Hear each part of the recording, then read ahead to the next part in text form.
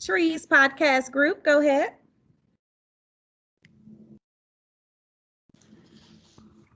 Hi, my name is Angel, and I'm one of the people that worked in this podcast for a very long time, and I'm going to let the other members of the podcast introduce themselves.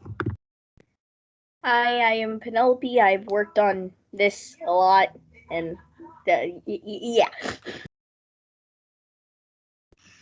Hello, I'm Maylee Sirlon Cole. I've also worked in this group, as you can see. It's been a real fun, pleasure. Yeah, and so the podcast is about trees and redlining and basically awareness about trees and redlining. So hope you enjoy. And my name is Dashel. And I am Ms. Ray Starks. I am these four lovelies sponsor for the podcast group. I'm going to now go ahead and play the podcast for you guys. Thank you.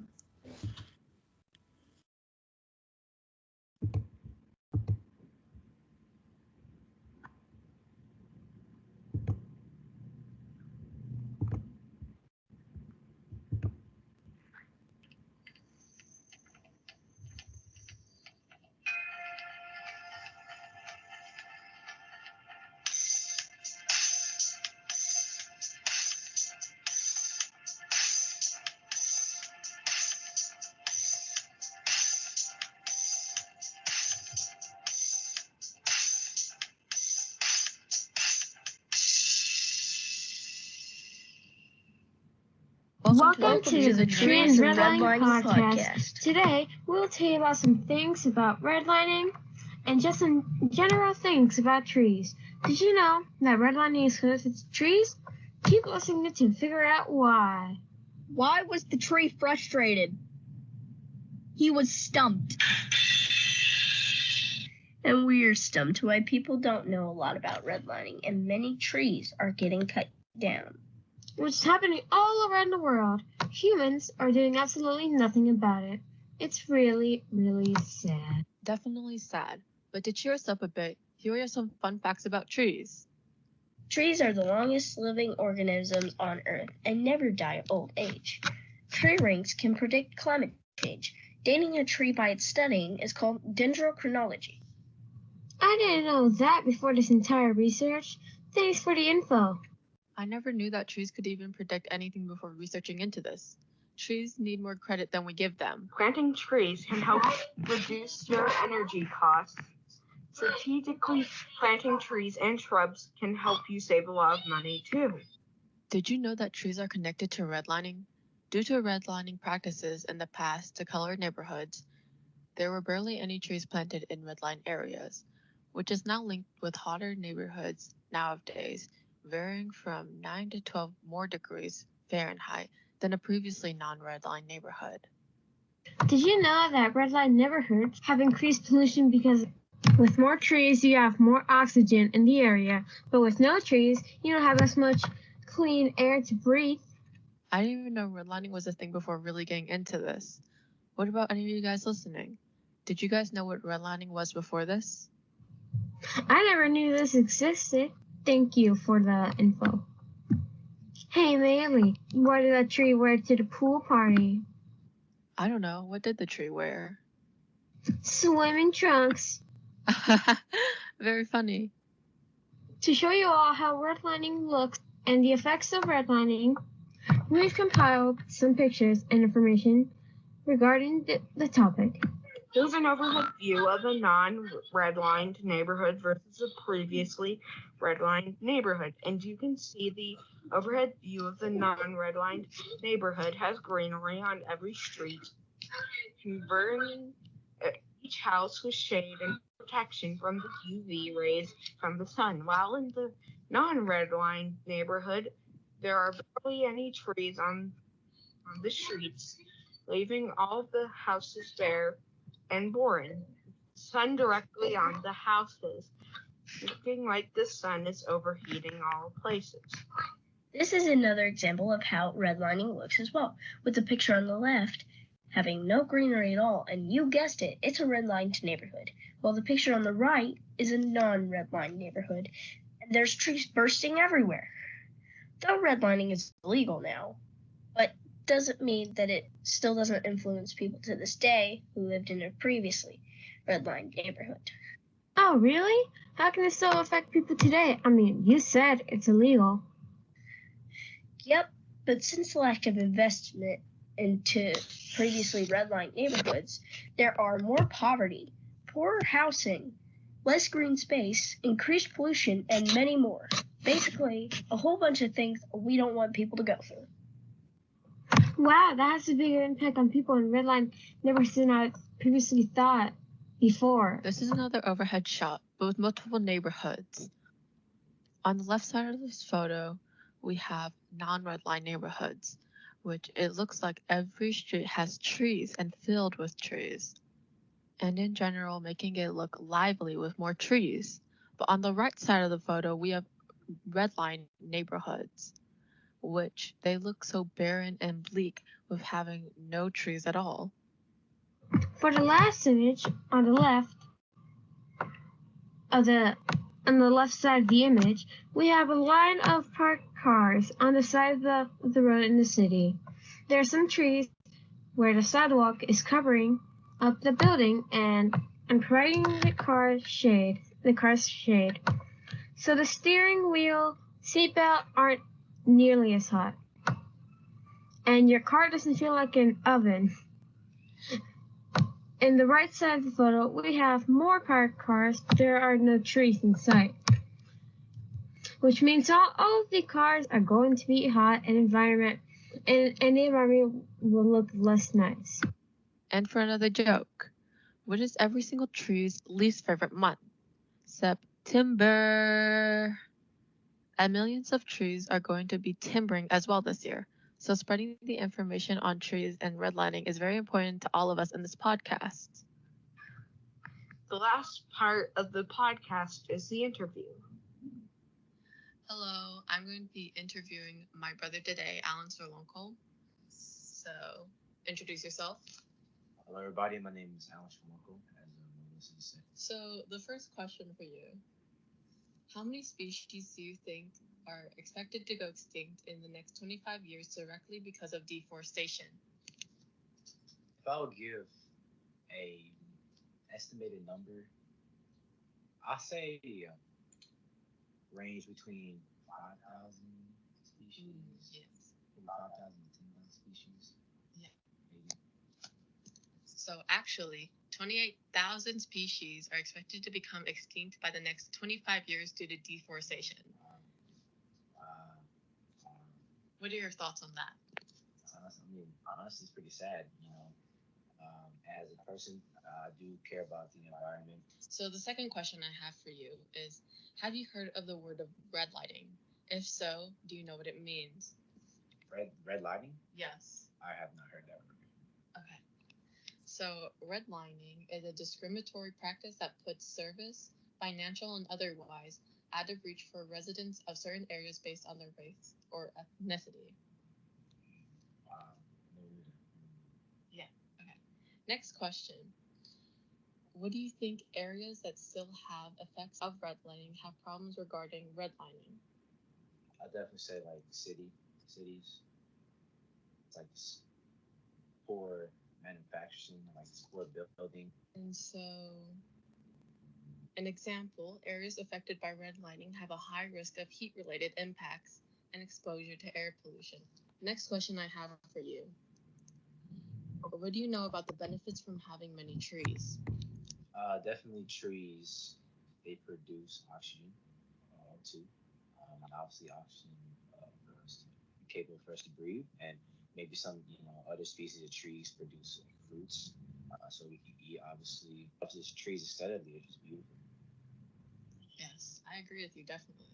So, as we believe, trees have many benefits like providing oxygen, but it also includes benefits like a decrease in crime rate. What do you think about Really? that? Really, for real? I'm being honest. Wait, hold on. Hold on. That's what? I'm being honest. A decrease in crime rate? Yeah. So well, I could see that. I could see that. And so, the next question I have for you is, How do you think trees positively provide to our atmosphere? Like I said earlier, trees are just very aesthetically beautiful, in my personal opinion. Like trees are just beautiful. Like I said, it also produces oxygen, but it also intakes our carbon dioxide because we breathe out carbon dioxide. So, for 1 year, a mature tree will absorb more than 48 pounds of carbon dioxide from the atmosphere and release oxygen in exchange, heavily benefiting the atmosphere with 3+ trillion trees providing this on this whole planet. So, what do you think about that? It's a lot of carbon, it's a lot of carbon dioxide. Yeah, I agree with you. Definitely a lot of carbon dioxide. Like I said, I think it's very important. Like I said, it's like a relationship. Like we have a relationship with trees. And we give trees what they need, and then the trees kind of give it back to us. Yeah. And so, okay, my last question for you is, do you feel some relief when you see trees while working? Yeah, I would say some relief at the time. What I like is, the wind blowing, the leaves, and the trees kind of give out this cool wavy pattern, and it's just really relaxing, just kind of peaceful. Yeah. So studies show that trees can cause less stress and satisfaction during their office jobs. So, like you said previously, that trees are aesthetically pleasing to the eye, and so it could benefit for all of us, like emotionally and physically, of course. So that's the end. What are your thoughts on this? Trees are cool. For one last joke. What's in the back of a tree's car? A trunk.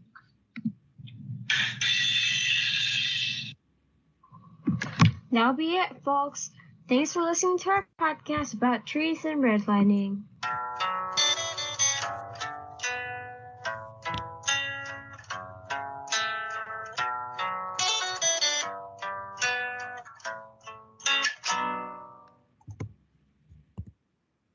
Guys, first of all, fantastic job. I could definitely tell that you all did some research. Oh my goodness, I loved hearing all the facts that you had in there.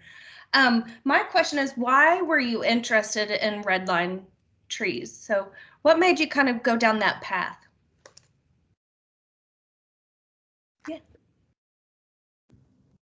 Yeah, so I chose trees because first we learned about redlining beforehand, and then we chose our expo groups.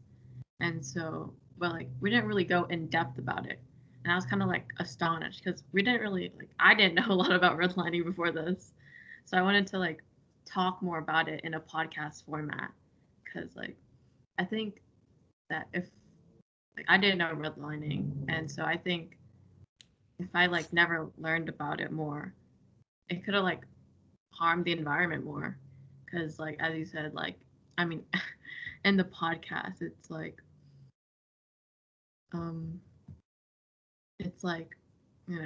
in redline neighborhoods, it's more pollution and just poor housing for people in there. So that's why I chose this podcast group. Gotcha. I really like that it has that social justice feel to it. So thank you for that.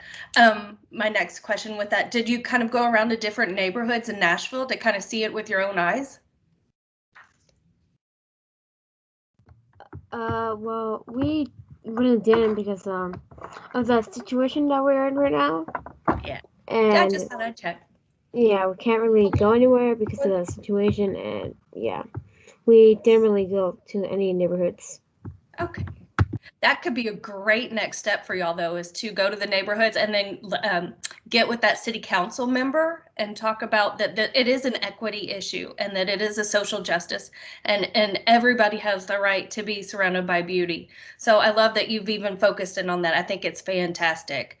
And, there are next steps where you could really make changes around in the world around you. And that's powerful.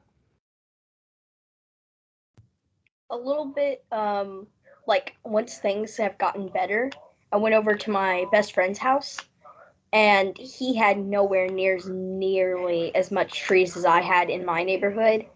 And so, as soon as he came over to my house, he started like climbing the trees and swinging off of them and having fun with trees and like admiring them because he didn't have them.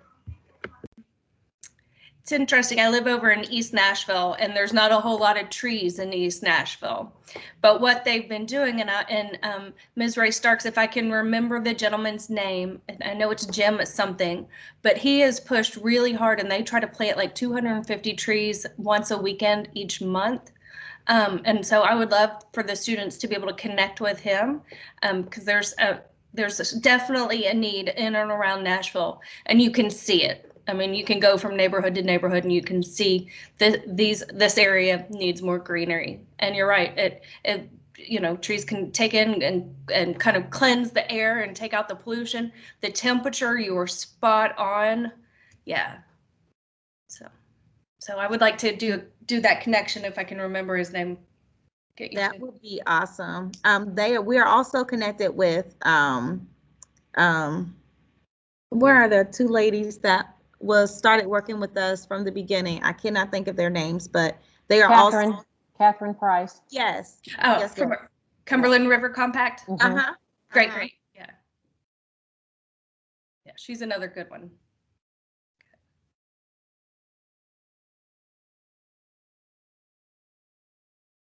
Do we have any more questions? Any other questions? I don't, but Dr. Wallace may. Yes, I thought the connection between trees and redlining was really good.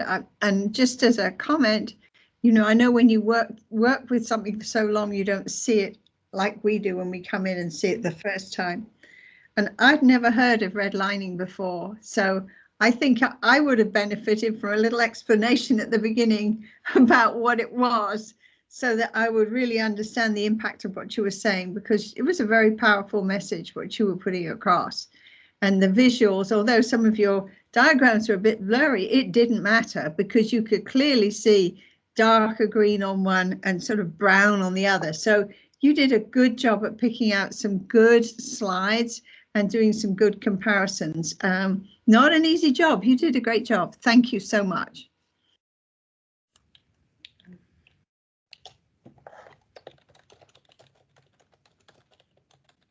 So can somebody provide her with an explanation of redlining?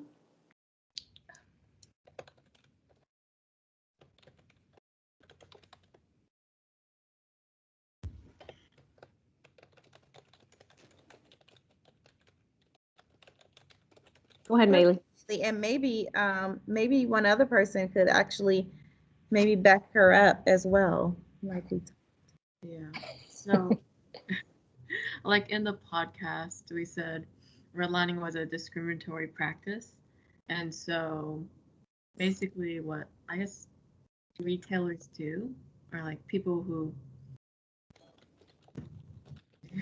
I forgot the name, but people who like kind of oversee the land of like the neighborhood, they aren't very interested because, it was previously not like recognized. So they're not as interested in the land. So they won't like plant trees, pay attention to it.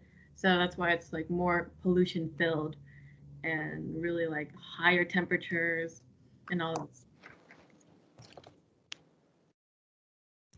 that. Can someone talk about how it is connected to race and ethnicity, and how they literally drew a red line on a map, during that time to say which side was the better side and the other side was the side that would not generate money? Can someone talk about that?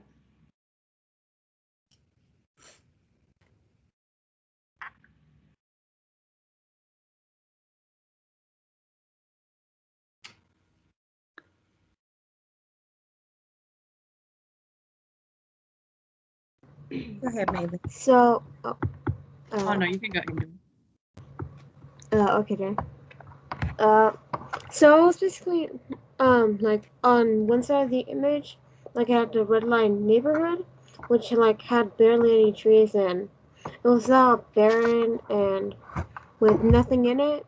But in the non-redline neighborhood, there there were trees bursting out everywhere, and there would be protection, oxygen, and all the good stuff that trees provide us with.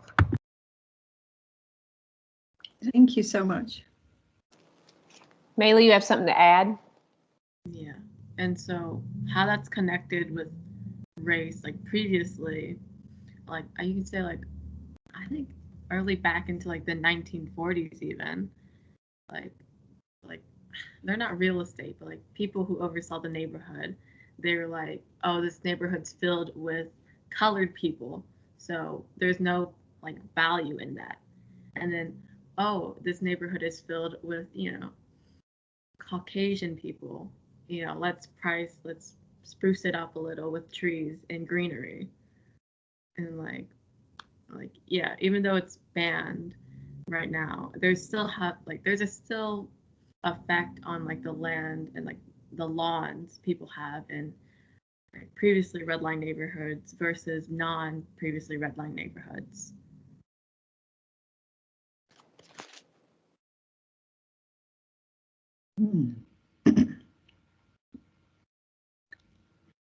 Well, again, I think you all did a really good job, and thank you very much for your extra explanations, Maylee. That was very helpful. Thank you. Good job, all of you. I'm very proud of you and the work that you've done. Please keep it up. Good job.